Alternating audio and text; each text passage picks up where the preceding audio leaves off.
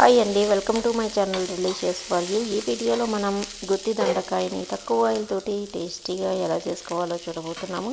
ఈ గుత్తి దొండకాయకి పెద్దగా ఇంగ్రీడియంట్స్ అంటూ ఏమీ పట్టవు. మన ఇంట్లో ఉండే వాటితోటి మనం ఈజీగా టేస్టీగా చేసుకోవచ్చు.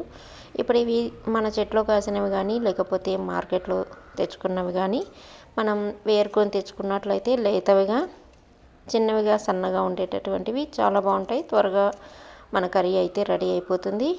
ఇలా తెచ్చుకున్న వాటిని 2 సార్లు వాష్ చేసుకోవాలి నీట్గా.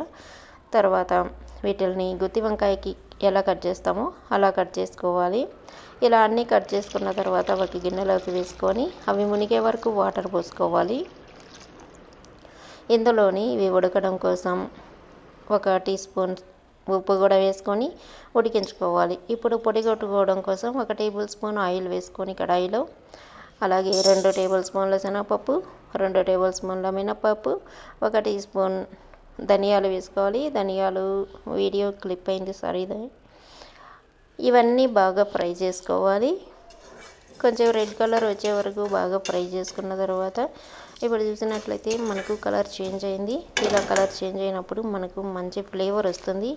ఇక్కడ నేను 3 మిరపకాయలని యూజ్ చేస్తున్నాను. ఇవి బాగా కారంగా ఉండేటటువంటివి. మీరు కానీ ఇంకా కారం కావాలి అనుకుంటే ఇంకో 2 మిర్చి కూడా యాడ్ చేసుకోవచ్చు. ఇవి కూడా వేసిన తర్వాత ఫ్రై చేసుకోవాలి. తర్వాత కొంచెం ఒక 5 గ్రాములు ఒక చిన్న నిమ్మకాయ అంత సైజు లేకపోతే చిన్న ఉసిరికాయ అంత సైజు చింతపండుని ఇందులోనే వేసేసుకోవాలి. మీకు అందులో రాళ్ళు ఉన్నట్లయితే కడిగి వేసుకోండి చింతపండుని. అలాగే ఒక 50 గ్రాముల ఎండు కొబ్బరి చిన్న చిన్న ముక్కలుగా కట్ చేసుకొని ఇందులో వేసుకొని ఒక 2 నిమిషాలు ఫ్రై చేసుకోవాలి. 2 నిమిషాలు ఫ్రై చేస్తే సరిపోతుంది. ఇప్పుడు వీటిని చల్లారబెట్టుకుందాము. మనం పక్క స్టవ్లో ఉడుకుతున్నటువంటి దొండకాయలు కూడా బాగా ఉడికిపోయినాయి. కలర్ అనేది చేంజ్ అయిపోయింది. ఇప్పుడు వీటిని వడగట్టుకొని ఆరబెట్టుకుందాము. ఎందుకంటే వేడిగా ఉన్నప్పుడు మనం స్టఫ్ చేసుకోలేం కాబట్టి వీటిని చల్లార్చుకుందాము. ఇప్పుడు బాగా చల్లారే వరకు వెయిట్ చేయాలి. అలాగే మనం వేయించుకు పెట్టుకున్నటువంటి పప్పులు కూడా చల్లారిపోయినాయి.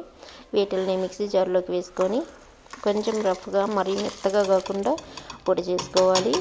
ఇందులోనే ఈ పొడికి సరిపడినంత సాల్ట్ వేసుకోవాలి. ఆల్రెడీ దొండకాయల్లో సాల్ట్ వేసున్నాము, చూసి వేసుకోవాలి. 2 సార్లు వేసేటప్పుడు తక్కువగా వేసుకుంటేనే మంచిది.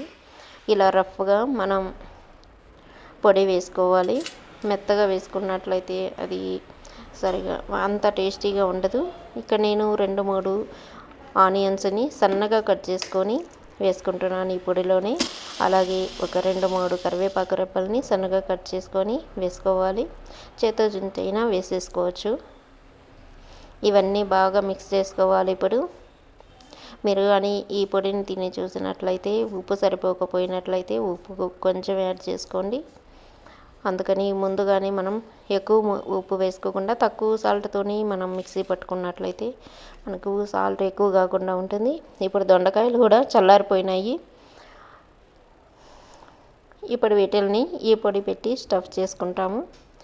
ఇలా చేసినందువల్ల మనకు దొండకాయలు ఈజీగా ఉడికిపోతాయి. మనకు వంకాయలు అయితే డైరెక్ట్గా వేసేస్తాము. దొండకాయలు ఉడకడానికి చాలా టైం పడుతుంది కాబట్టి ఇలా ఉడికించుకున్న దొండకాయల్లో స్టఫ్ చేసుకున్నట్లయితే మనకు ఆయిల్ కూడా ఎక్కువ పట్టదు. మిగిలిన పొడిని పక్కన పెట్టుకొని తర్వాత వేసుకుంటాము. ఇప్పుడు బాణల్లో ఒక 4 టేబుల్ స్పూన్ల ఆయిల్ వేసుకోవాలి. ఇది 4 టేబుల్ స్పూన్లు కూడా ఉండదు, 2-3 టేబుల్ స్పూన్లు మాత్రమే ఉంటుంది.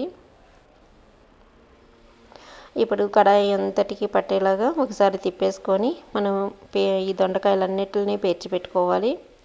ఇలా పేర్చేసుకొని దీన్ని స్టవ్ మీద పెట్టి లో ఫ్లేమ్లో ఒక 10 నిమిషాలు ఉడికించుకోవాలి.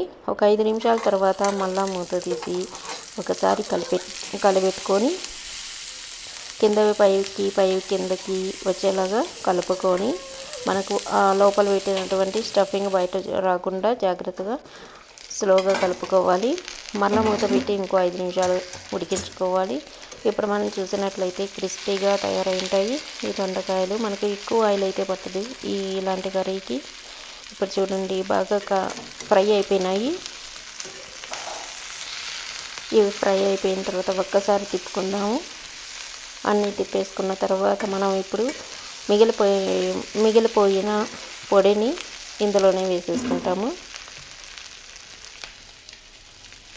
దీనికి వెల్లుల్లి కానీ అలాగే వేరుశనగ కానీ ఇవేవి అవసరం లేదు.